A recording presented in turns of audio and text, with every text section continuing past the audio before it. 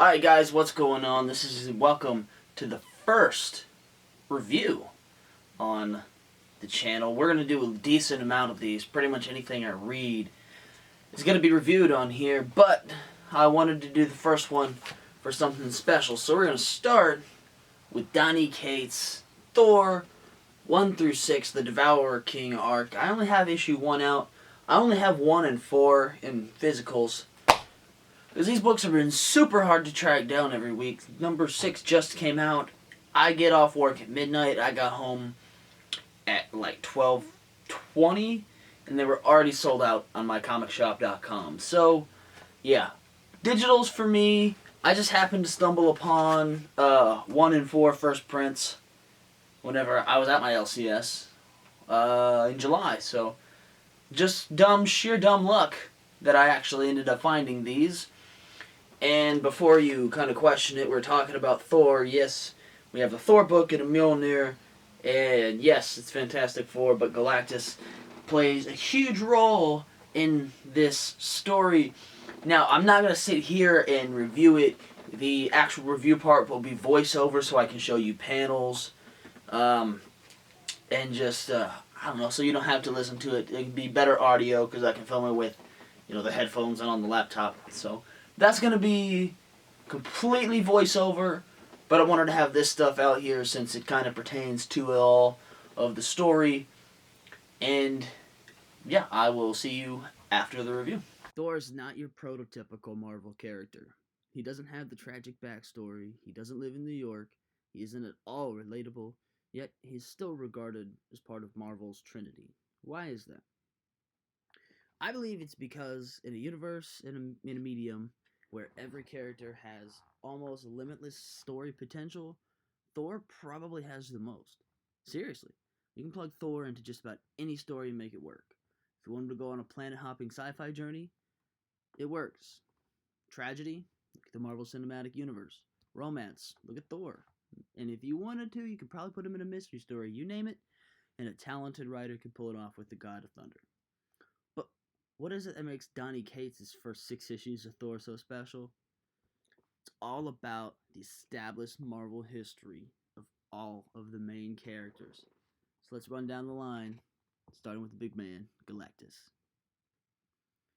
In Marvel Comics lore, Galactus is an eternal planet-eating force of nature, created to keep a balance of universal energy. Galen, who is the alter ego of Galactus, is the last survivor of the universe before our own, before the Big Bang. A scientist on the hyper-advanced planet Ta, who learned that the universe was ending and attempted to sacrifice his life to save it. This action happened just before the Big Bang and bonded him to the sentience of the universe. Yeah, apparently that's a thing. And he went on to live in the next universe. Galactus has served his purpose of devourer of worlds and ultimate being in the Marvel Universe since his creation in Fantastic Four number 48 by Stan Lee and Jack Kirby. Oftentimes, writers would put him in a story to show the significance of a moment or the threat level of what our heroes were going up against this month. This works because as fans, we all understand just how powerful and mighty Galactus is and has many heralds are. So when Galactus crash lands on Asgard and asks for Thor's help in the middle of issue 1, we as readers instantly recognize the significance of that action.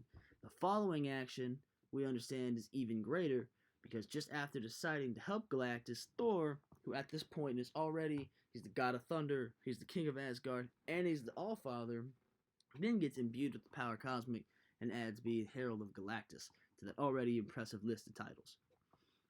First Herald of Galactus was the Silver Surfer, one of the most universally loved characters in all of American pop culture.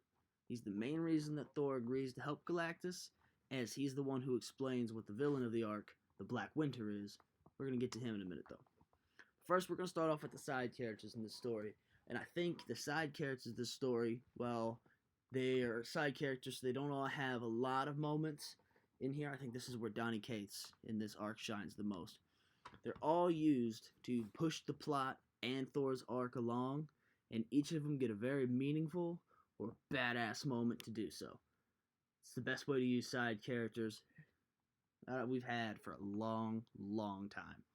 So the main side characters in this are Lady Sif, Loki, Beta Ray Bill, and the Silver Surfer. Galactus really isn't in here because even though he's not the main focus of the book, he gets way more screen time than the others do, and he is, in my opinion, just as important, if not more important to the story than Thor. As I said before, each of these characters have epic moments in the arc. The fight between Beta Ray Bill and Thor in issue number 3 is the best comic book fight of the year. It's so badass. Even though Bill is completely outmatched by Thor, he holds his own for a while. He even catches Mjolnir mid-fight until Thor grabs Stormbreaker from him and breaks it over him and just completely gets the upper hand, and Lady Sif's got to bail him out. But when she does that, she comes in and summons the Bifrost to send Mjolnir all the way back to Asgard so she can chew out Thor for being a jackass. But when she does that, I know this sounds like a lot for side characters, but this is it's so cool. We get Loki just hanging out right where Mjolnir lands, and then he fucking picks Mjolnir up. It's like, holy shit. And then this whole thread plays off the idea that was set up throughout the first arc that Thor's Mjolnir is getting heavier in Thor's hand. And whenever you see Loki pick it up, panel has narration that reads, quote, "The enchantment of Mjolnir, as we all know, states that only the worthiest of champions may wield it. This powerful, unbreakable magic was placed upon it long ago by the All-Father Odin. However, as Odin himself would tell you, things change." Quote, planting the seeds for another huge story coming down the line that was shown at the very end of issue number 6. But now, let's get into the big boy, the speculation baby, the darling, why everybody's paying crazy money for this. It's the villain, the Black Winter. Now, earlier I said that, this story is all about the history of Galactus, and it's all about Thor and how they have been throughout it all. This is actually the Black Winter's first story. He just appears in issue 4 and 5, was his first cameo and full appearance. So, I think that's really interesting that a story that is so, history based introduces a new villain to tell that history, but it works perfectly. Completely works. Throughout the first 3 issues, we learn through Galactus about what the Black Winter truly is. We even see the Black Winter kill Superman, the Flash, one of the Green Lanterns, and the whole DC universe in a Marvel book in Thor number 2, which set the comic book community on fire for over a month. I lost it when I saw that. That was the coolest thing I've seen in a while. We feel Galactus' fear, and since we know how intimidating he is, it perfectly portrays how menacing the Black Winter is. Which leads into the end of issue 4, where he's on the last panel, and then issue 5, where it's the big fight between Thor and the Black Winter. Now, there's not a whole lot of story in issue 5, but it is still very good. It's incredible still. It's the weakest of the issues because it has a lot less of story impact than the others do. So it's definitely the weakest of the 6, but it's still great. Not really, so sort of skipping past issue 5. I just said it was great. Definitely got to read that still. But then you get to issue 6, which just came out on Wednesday, so it came out yesterday. Oh man, issue 6 is awesome. So in issue 6, we learn that the whole first 5 issues and throughout the entire time in history, now it is a retcon, people hate that, but that Galactus was lying the whole time about the Black Winter, was actually the one who killed the previous universe, and Galactus begged him and was spared by him. And the Black Winter made Galactus his herald. So that's where Galactus got, making people his herald. So we lined up that he's been lying, and Thor realizes that at that point that he was lied to and tricked into aiding Galactus and killing billions of people in 5 different worlds. And then we get an epic couple pages where Thor is going on, listing all of the planets and the people. Corbin, Zenla, Earth, He sentences to Galactus to death, and he strips him of his power, and he kills him. Coolest, one of the coolest looking pages we've had for Thor in any Thor issue that I've seen. I adore this stuff right here. After that, the Black Winter tries to take the body from Thor, but Thor says, nah, fuck that, and he uses Galactus as a bomb and blows this massive universe-eating creature into a single snowflake that'll fit in about the palm of your hand. And right before Thor just makes fist and crushes the Black Winter into dust, the whole thing that he has been doing the whole time is like, hey, do you want to see how you die? So he asks Thor, and Thor's like, yes. And then we get the most epic tease at the end of a Marvel book ever. So Donny Cates on Twitter and everything has been hinting that he has a big plan for all of his cosmic titles that's going to tie in Venom, Guardians, Thor, Thanos, Silver Surfer, Black, Cosmic Ghost Rider, Inhumans, everything. And the final teaser at the end of this was Thanos leading an army of symbiotes and Marvel zombies while wielding a Mjolnir with the Infinity Stones in Mjolnir and wearing one of Null's gauntlets. Oh man, if you're a Marvel fan, there's no way that doesn't get you hyped. Super dope. Love it all.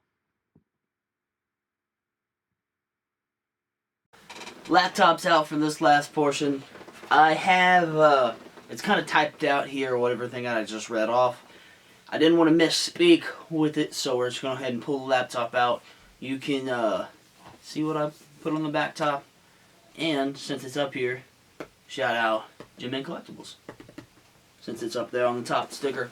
Anyways, so every panel in this 6-issue arc was very important to the story. You don't get to normally say that about books anymore.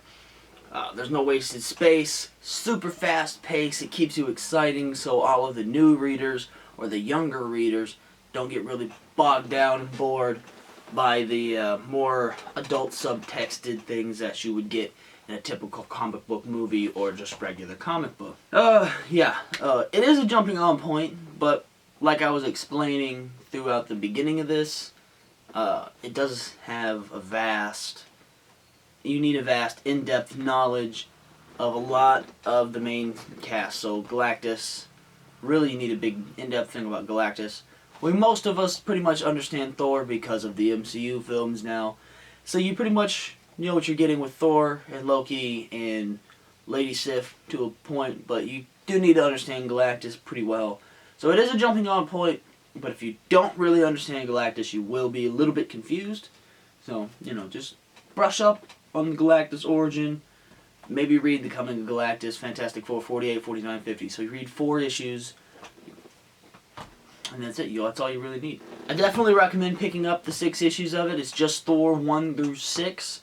There are second and third prints for them coming out. They're still hard to get. Some of those are expensive too.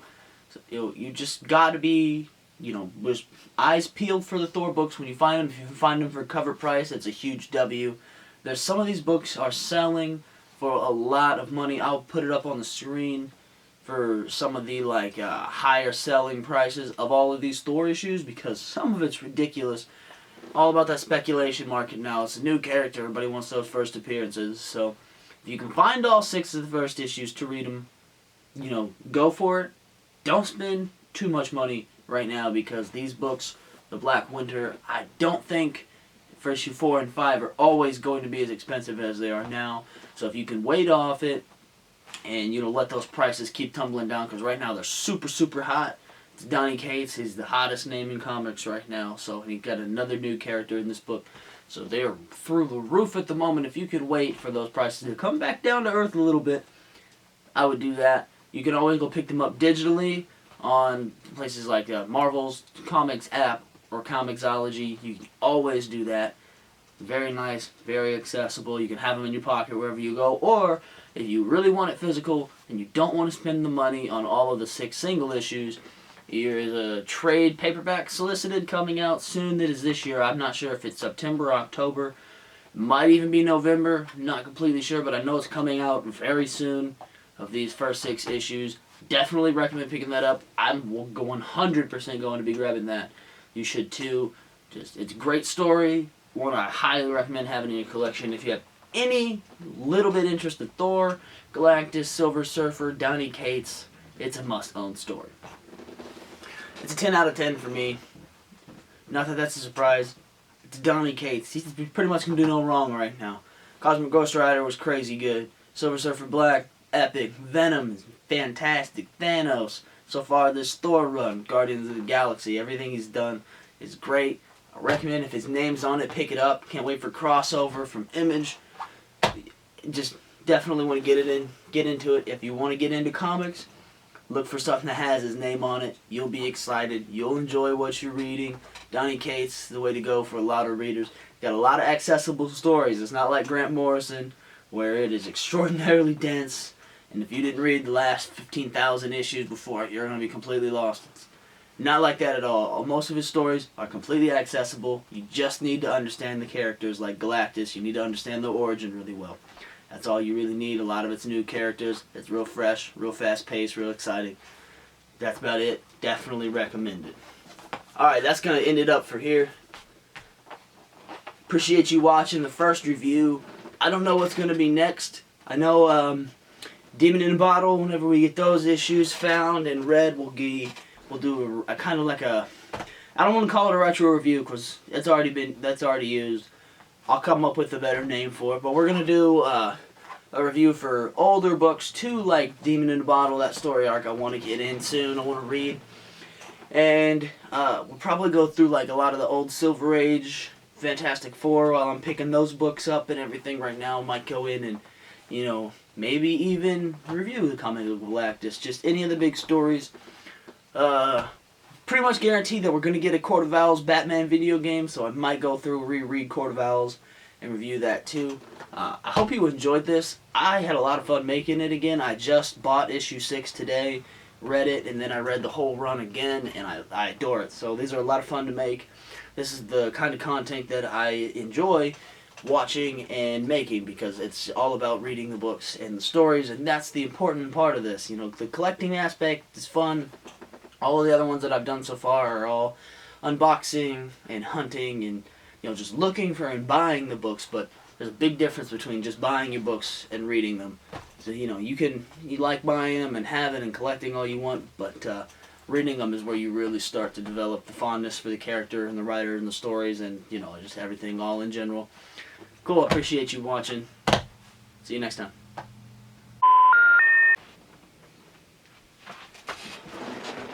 Oh shit!